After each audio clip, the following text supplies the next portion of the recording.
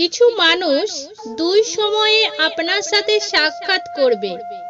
যখন আপনার সাফল্য আসবে, ওরা আপনাকে শুভেচ্ছা জানাতে আসবে, আর যখন আপনি পুরোপুরি ব্যর্থ হয়ে যাবেন, তখন আসবে আপনাকে দু চারটা কথা শোনাতে।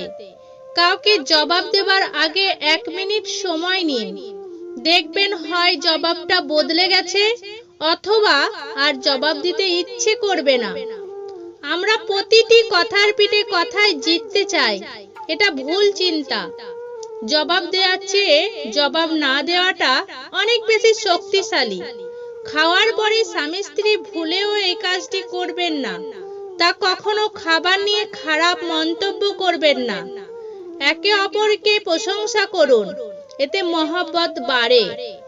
জীবনে যে সময়টুকু বাকি আছে সেটুকু ত্রুটি মুক্ত রাখুন। আপনার অতীতে যা হয়ে গেছে তা আল্লাহ ক্ষমা করে দিবেন। প্রমাণে প্রেম হয় না, প্রেম হয় সম্মানে। যদি আপনার ভরসা উপরওয়ালার উপরে থাকে, তবে আপনার ভাগ্য যা আছে আপনি তাই পাবেন।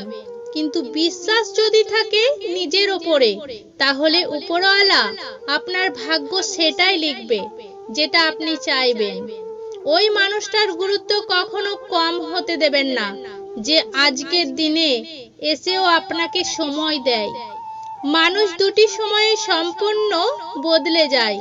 হয় কোনো স্পেশাল কেউ তার জীবনে চলে এসেছে, আর না হয় অনেক স্পেশাল কেউ তার জীবন থেকে চলে গেছে।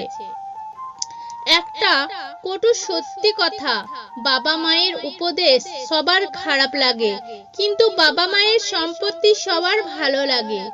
সম্পর্ক মনের মাঝে থাকা দরকার, কথার মাঝে নয়। আর অভিমান কথার মাঝে থাকা দরকার, মনের মাঝে নয়। একদিন না একদিন আমিও আমার লক্ষ্য পৌঁছে যাব, কারণ আঘাত কোনো বিষ নয় যা পেলে আমি মরে যাব। যতদিন আপনি আপনার স্বর থেকে বড় দুর্বলতা খুঁজে বের করতে পারবেন না, ততদিন খুশিতে থাকার একটি মন্ত্র আছে। আশা কেবল নিজের উপরে রাখুন, অন্যর উপরে নয়। আপনি আপনার সবথেকে বড় শক্তিকে চিনতে পারবেন না। নিজের বাড়ির দরজাকে ছোট রাখুন। যে মাথা নিচু করে ঢুকবে, বুঝে নিবেন সেই কেবল আপনার আপনজন।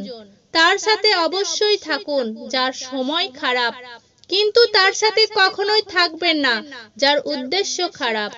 যদি সম্পর্কে রাগ, অভিমান, ঝগড়া এগুলো কম হতে থাকে, তাহলে বুঝে নিবেন সম্পর্কে দূরত্ব সৃষ্টি হচ্ছে। কেউ খুব সুন্দর বলছেন, যদি মনের মধ্যে কিছু রেখে বাঁচেন, তবে মন ভরে বাঁচতেই পারবেন না।